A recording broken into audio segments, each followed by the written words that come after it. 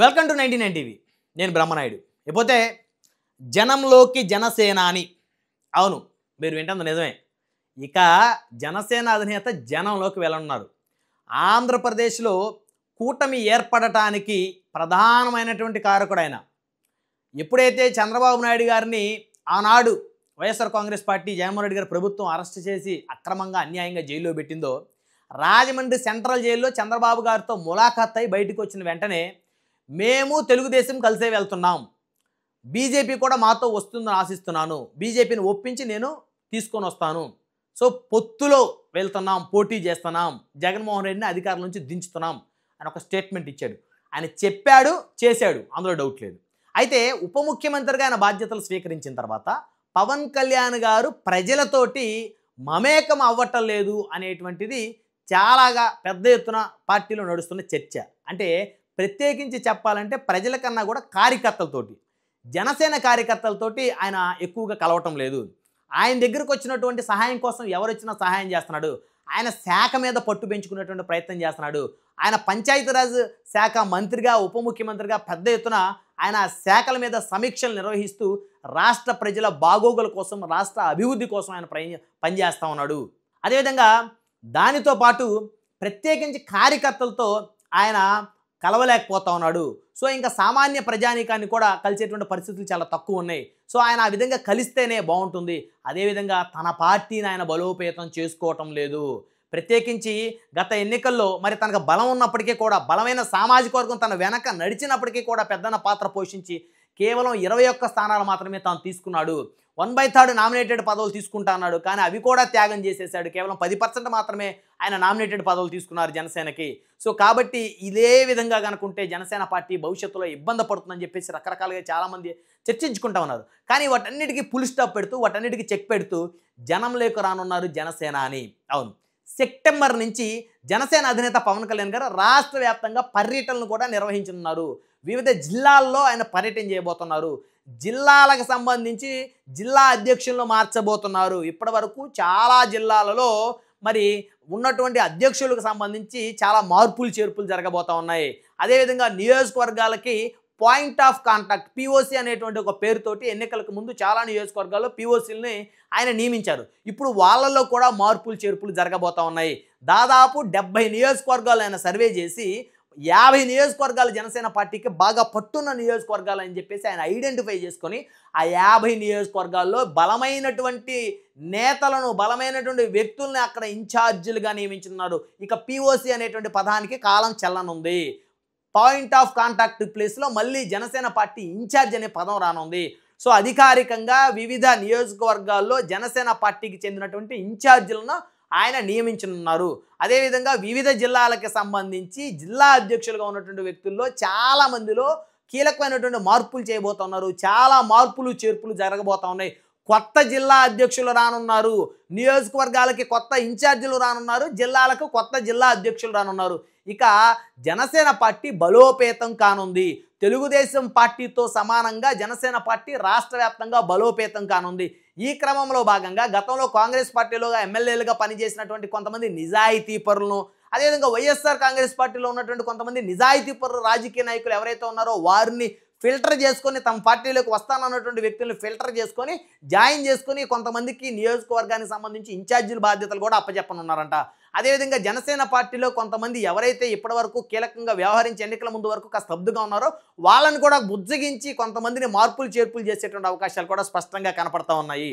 So కాబట్టి ఇక మీదట జనసేన పార్టీ బలోపేతం అవ్వటం లేదు అని చెప్పేసి కార్యకర్తలు అనుకుంటే మాత్రం ఇక వారి మూర్ఖత్వమే. జనసేన అధినేత జనంలోకి రానున్నారు. అదేవిధంగా కొత్త నియోజకవర్గ ఇన్ఛార్జీలను, కొత్త జిల్లా అధ్యక్షులను నియమించిన తర్వాత మళ్ళీ జనంలోకి జనసేన, ఇంటింటికి జనసేన అనేటువంటి వివిధ రకాల కార్యక్రమాల ద్వారా ఆయన ప్రభుత్వంలో ఆ పార్టీ, అదేవిధంగా ఆయన భాగస్వామ్యం, కూటమి భాగస్వామ్యం సంబంధించినటువంటి అభివృద్ధికి సంబంధించినటువంటి అంశాలను వివిధ నియోజకవర్గాల్లో నియోజకవర్గ ప్రజలకు వివరించనున్నారు.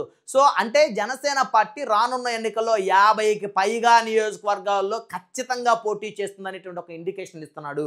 21 ఈ ఎమ్మెల్యేలు నియోజకవర్గాలు పక్కన పెట్టి మరొక 50 బలమైన నియోజకవర్గాలను ఆయన సెలెక్ట్ చేసుకున్నారంటే దాదాపు 70 వరకు నియోజకవర్గాల్లో పోటీ చేయనున్నాడు.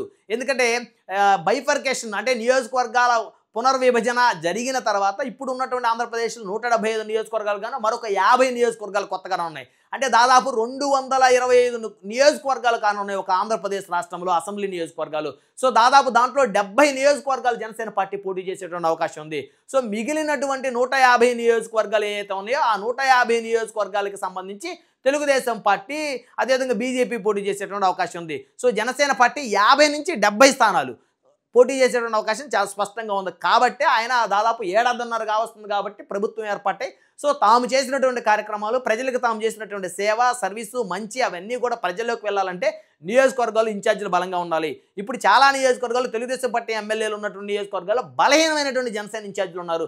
సో వీళ్ళు తెలుగుదేశం పార్టీ ఎమ్మెల్యేలకు సంబంధించి మరి వారికి భయపడో లేకపోతే వారు వీరిని మభ్యపెడుతున్నారో లేకపోతే లొంగ తీసుకుంటున్నారో లేకపోతే ఏం చేస్తున్నారో తెలియదు కానీ వీళ్ళు బలంగా అడగలేకపోతూ ఉన్నారు కొన్ని పదవులు కానీ అదేవిధంగా జనసేనకి రావాల్సినటువంటి ప్రభుత్వంలో పవర్ షేర్లో రావాల్సినటువంటి వాటా కొంతమంది అడిగినప్పటికీ కూడా తెలుగుదేశం ఎమ్మెల్యేలు ఇవ్వట్లేదు. అంటే తెలుగుదేశం ఎమ్మెల్యేలు ఉన్న దగ్గర కొంతమంది జనసేన ఇన్ఛార్జీలు వారికి బలం సరిపోవట్లేదు. వీళ్ళేమో ఆర్థికంగా రాజకీయంగా సామాజికంగా బలవంతులు తెలుగుదేశం ఎమ్మెల్యేలు కొన్ని నియోజకవర్గాలు జనసేన పార్టీ తరపున పాయింట్ ఆఫ్ కాంటాక్ట్లో ఆర్థికంగా రాజకీయంగా సామాజికంగా బలహీనలు ఉన్నారు. సో కాబట్టి ఆ ప్లేస్లను ఆయన భర్తీ చేయనున్నారు. బలమైనటువంటి ఇన్ఛార్జీలను ఆర్థికంగా రాజకీయంగా సామాజికంగా అదేవిధంగా పబ్లిక్ పల్స్ని బేస్ చేసుకొని ప్రజల్లో బలమైనటువంటి నాయకులను నియోజకవర్గాలకు ఇన్ఛార్జీలుగా నియమించుకొని టీడీపీ ఎమ్మెల్యేలతో సరిపాటిగా ఆయన చాలా నియోజకవర్గాల్లో ఇన్ఛార్జీలు నియమించుకున్నారు. దాదాపు 50 నియోజకవర్గాలు ఫైండ్అవుట్ చేశారు. ఉన్నటువంటి 21 ఎమ్మెల్యేలు నియోజకవర్గాలు కాకుండా మరొక 50 అంటే దాదాపు 70 నియోజకవర్గాల్లో జనసేన పార్టీ బలమైనటువంటి ఇన్ఛార్జీలు ఉంటారు, ఎమ్మెల్యేలు కమ్ ఇన్ఛార్జీలు. సో కాబట్టి జనసేన పార్టీ 2029 ఎన్నికల నాటికి పోటీ చేయడానికి చాలా ముందస్తు ప్రణాళిక అయితే ఒకటి ఏర్పాటు చేసుకుందని చెప్పుకోవచ్చు. నిన్న మొన్నటి వరకు కూడా చాలామంది జన సైనికులు అసంతృప్తితో ఉన్నారు. ఎందుకంటే ఇక్కడ ఉన్నటువంటి పాయింట్ ఆఫ్ కాంటాక్ట్లో పట్టించుకోవట్లేదు. ఆ పాయింట్ ఆఫ్ కాంటాక్ట్లు చెప్పిన మాట ఎమ్మెల్యేలు వింటలేదు, తెలుగుదేశం పార్టీ ఎమ్మెల్యేలు. సో కొంతమంది పాయింట్ ఆఫ్ కాంటాక్ట్లో తమకి అనుకూలంగా ఉన్న వారికే పదవులు ఇప్పించుకుంటున్నారు.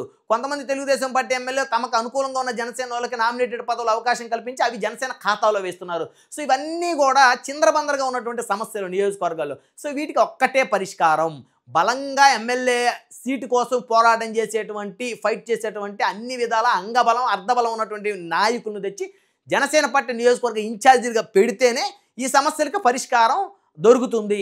సో కార్యకర్తలను రక్షించగలిగినటువంటి స్థాయి ఉన్నటువంటి నాయకుల్ని, కెపాసిటీ ఉన్నటువంటి నాయకుల్ని, బలం ఉన్నటువంటి నాయకుల్ని తీసుకొచ్చి ఇన్ఛార్జీలుగా నియమించుకునేటువంటి ఒక కార్యక్రమానికి జనసేన అధినేత రూపకల్పన చేశారు.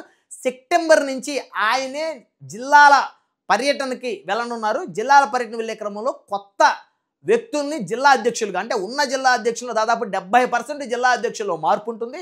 దాదాపు 50% పైగా నియోజకవర్గ ఇన్ఛార్జీలు మార్పు ఉంటుంది.